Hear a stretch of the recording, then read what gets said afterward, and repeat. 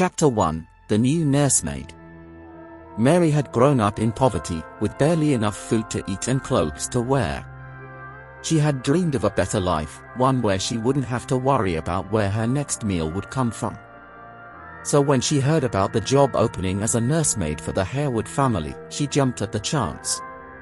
The Harewoods were one of the most prestigious families in the region. With a grand estate nestled deep in the countryside, Mary sat in the carriage with the Harewood family as they made their way to their remote estate in the north of England.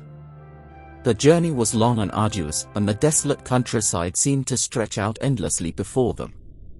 The wind howled through the barren trees, and the sky was dark and foreboding. As they passed through the misty moors, Mary couldn't shake the feeling of unease that had settled in her stomach. The bleak landscape seemed to reflect her own sense of isolation and fear. The Harewood family seemed oblivious to the eerie surroundings, but Mary couldn't help but wonder what awaited her at their remote estate.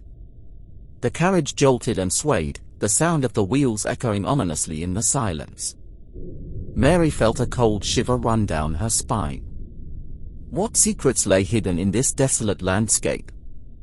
What horrors awaited her at the Harewood estate? She tried to shake off her unease and focus on the task at hand. She was there to care for the Harewood children, to ensure their safety and well-being. But as they drew closer to the estate, Mary couldn't shake the feeling that something was not quite right. She felt as though they were being watched, as though there were eyes upon them from the shadows. As they finally arrived at the estate, Mary looked up at the looming house with trepidation. It was a grand and imposing structure, but it seemed somehow dark and foreboding. Mary felt as though it held many secrets, and that she was about to uncover them. As she stepped out of the carriage, Mary took a deep breath and steeled herself for what lay ahead. She was determined to do her job, no matter what dangers lurked in the shadows. But the feeling of unease lingered, and Mary couldn't help but wonder if she had made a grave mistake in taking this job. Chapter 2: The Haunted Estate. As Mary enters the Harewood estate, she can't help but feel uneasy. The mansion looms before her, shrouded in a thick, ominous fog that sends shivers down her spine. The silence is deafening, and the only sound Mary can hear is her own breathing. She follows the Harewood family inside, and as soon as she steps through the threshold, she feels a chill run down her back. The interior of the mansion is just as unsettling as the exterior. The walls are adorned with paintings of long-dead ancestors, their eyes following Mary's every move. The furniture is ancient and worn, and the air is thick with the scent of must and decay. Mary can't shake the feeling that something is not right in this place. As the night falls, strange occurrences begin to happen. Mary hears the sound of footsteps on the creaky wooden floors, even though she is certain that everyone is asleep. Doors slam shut on their own, and Mary hears whispers and moans in the empty hallways. She tries to dismiss it as her imagination, but she can't shake the feeling that the mansion is haunted by something malevolent. The next day, Mary tries to ask the Harewood family about the strange occurrences, but they seem to brush her concerns aside. They tell her that the mansion is old and has its quirks, but that there is nothing to be afraid of. Mary is not convinced and decides to investigate the mansion's history to uncover the truth about the strange occurrences. As she delves deeper into the history of the mansion, Mary discovers that it had somewhat a really dark and unclear history, as she herself heard a bit of rumors from here and there. Mary realizes that the strange occurrences in the mansion may be related to that dark, irregular history, and she feels a sense of dread wash over her. She knows that she has to uncover the truth about the mansion's dark past if she wants to keep herself and the Harewood family safe. But as Mary continues her investigation, she realizes that she may be in over her head. The mansion seems to be alive with malevolent energy, and she feels as if she is being watched at all times. The more she uncovers, the more she realizes that there may be something far more sinister at work in the Harewood estate. As Mary prepares for another night in the mansion, she can't help but wonder what terrors await her in the darkness. She knows that she must stay vigilant and uncover the truth before it's too late, but she fears that the malevolent force in the mansion may have other plans for her. Chapter 3: The Old Nurse's Story. Mary couldn't shake the feeling that something was not quite right at the Harewood estate. Despite the grandeur of the mansion and the wealth of the family, there was an unsettling sense of unease that hung in the air. One day, during a visit to the nearby village to run errands, Mary decided to stop in at the local pub for a drink. As she sat at the bar, a wrinkled old woman approached her and struck up a conversation. The woman was the oldest resident of the village, and she had lived there all her life. Mary found herself drawn in by the woman's stories of the area's history, and they began to chat about the Harewood estate. Mary mentioned the strange occurrences she had experienced since her arrival, and the old woman's eyes widened in recognition. I've heard about them goings-on up at Harewood," the woman said, her voice low and ominous. "I know a story about that place, a story that'll chill your blood." The old woman leaned in, her voice dropping to a whisper. She told Mary of a young woman who had once lived at the estate, a woman named Caroline Harewood. Caroline had been a gentle and kind soul, but she had been plagued by an illness that no one could cure. The Harewood family had hired a nursemaid to care for Caroline, but the woman had been a harsh and cruel taskmaster. One day, the nursemaid had gone too far, and Caroline had died in her care. The nursemaid had fled the estate, but it was said that her spirit still lingered there, haunting the halls and tormenting anyone who dared to cross her path. Mary felt a shiver run down her spine as she listened to the old woman's tale.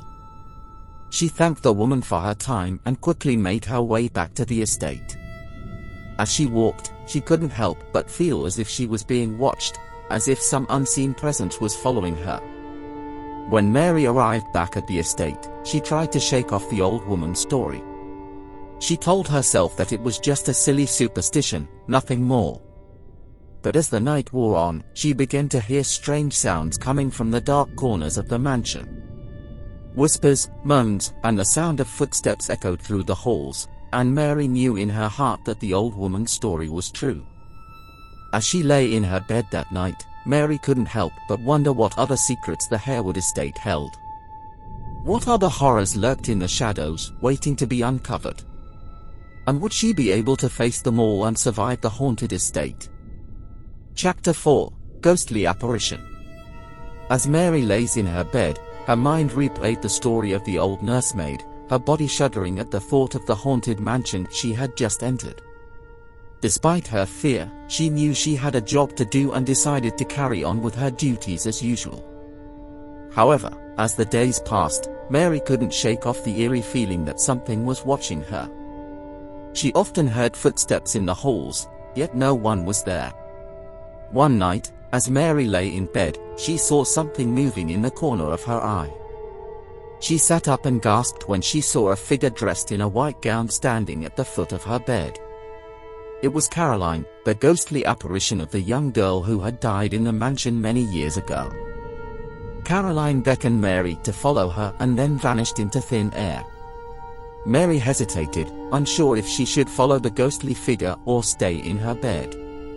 But her curiosity got the better of her, and she decided to follow Caroline.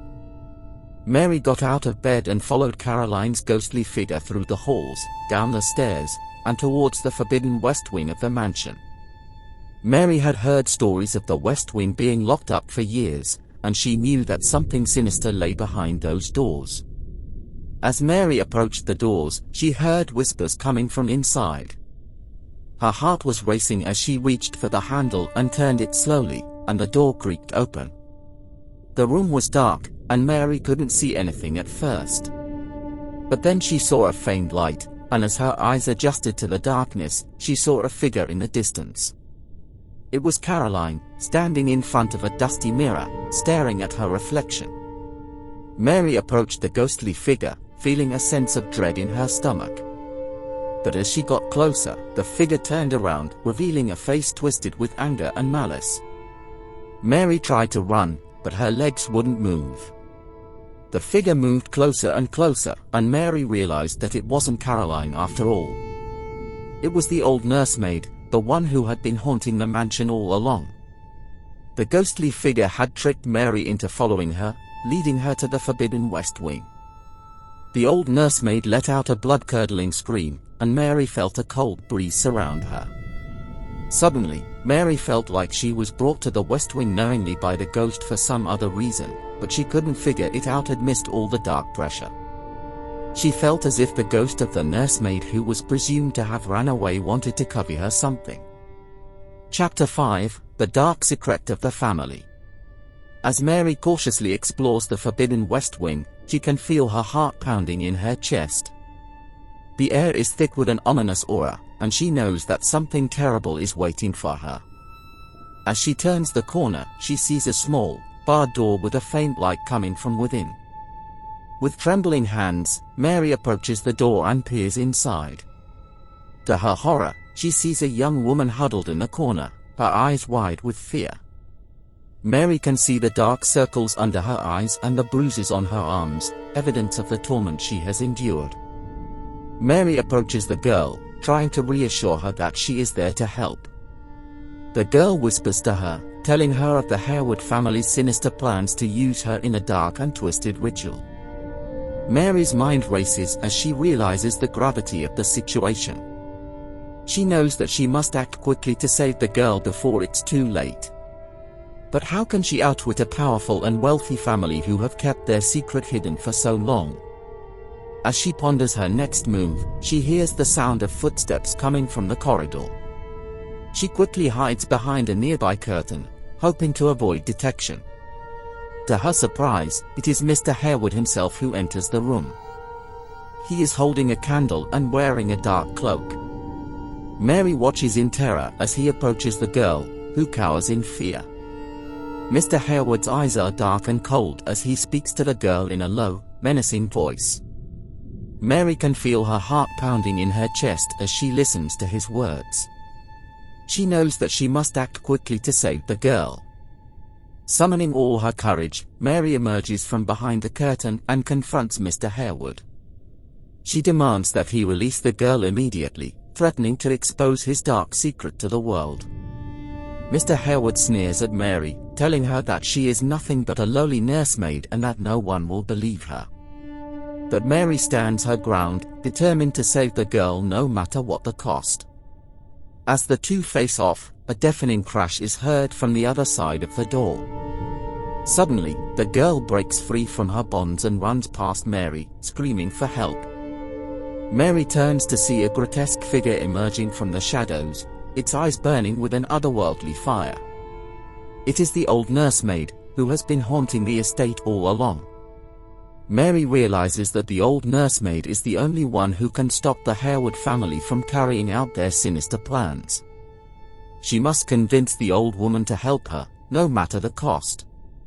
But as Mary approaches the old nursemaid, she realizes that the ghostly figure has other plans. The old nursemaid's eyes fill with a dark, malicious energy as she reaches out to Mr. Harewood, and suddenly he chokes for air. After a futile struggle, Mr. Harewood stopped moving, his eyes rolled over, face turned blue with a panic-stricken look and his tongue gouged out. He was dead, and using this chance Mary and the young woman escaped. Chapter 6: The Escape. As Mary and the young woman flee the Harewood estate, they run through the cold, dark night, their hearts racing with fear and adrenaline. Mary's mind is still reeling from the horrors she has just witnessed in the West Wing of the mansion. She feels a deep sense of guilt and despair, knowing that she was a part of the Harewood family's dark plans. But she also knows that she did the right thing by freeing the young woman. As they put distance between themselves and the estate, the young woman begins to open up to Mary. She tells Mary about her life as a captive in the West Wing, and how she had given up hope of ever escaping. Mary listens intently, her heart aching for the young woman's suffering. As dawn approaches, Mary and the young woman come upon a small village. They are exhausted, hungry, and freezing, and Mary knows that they cannot go on much longer. They find an inn, and Mary pays for a room, food, and warm clothing for the young woman. As they eat and rest, Mary thinks about their next move. She knows that they cannot stay in the village for long, as the Harewood family will surely come looking for them. Mary decides that they must travel to London, where they can hide and start a new life. She knows that the journey will be difficult, but she is determined to keep the young woman safe. They set out on foot once again, traveling through the desolate countryside, avoiding main roads and populated areas. As they travel, Mary becomes increasingly paranoid and frightened. She looks over her shoulder constantly, expecting to see the Harewood family's carriage coming after them. She is also haunted by the memory of Caroline's ghostly apparition, wondering if the young woman's ghost will come to haunt her as well. Finally, after several days of travel, they arrive in London. Mary finds a small apartment for them to rent, using the money she had saved from her time as a nursemaid. She begins to teach the young woman basic skills and helps her learn to read and write. Mary sees this as a way of making up for her part in the young woman's captivity, and she vows to help her in any way she can. As time passes, Mary and the young woman grow close. They become like sisters, and Mary realizes that she has found a true friend in the young woman. She knows that they cannot stay hidden forever, but for the moment, they are safe and together. One night, as they sit in their apartment, Mary hears a knock at the door. Her heart races with fear as she cautiously opens the door, but to her surprise, it is not the Harewood family come to reclaim their captive. Instead, it is the old woman from the village, who had told Mary the story of the young woman in the Harewood estate. The old woman tells Mary that she had been keeping watch over the estate, and had seen Mary and the young woman escape. She had followed them to London, determined to help them in any way she could.